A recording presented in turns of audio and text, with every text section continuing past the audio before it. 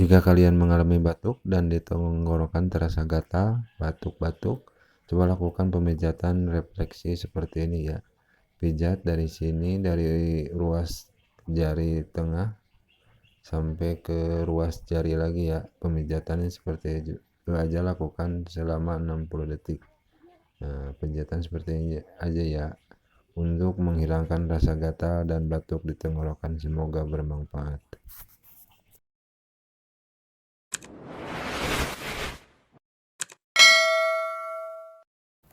Jika kalian mengalami tekanan darah tinggi atau tensi darah kalian naik, coba lakukan pemijatan seperti yang di video ini ya.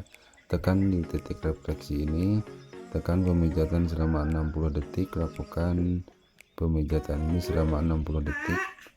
Ini untuk menurunkan tensi darah ya, tekanan darah tinggi.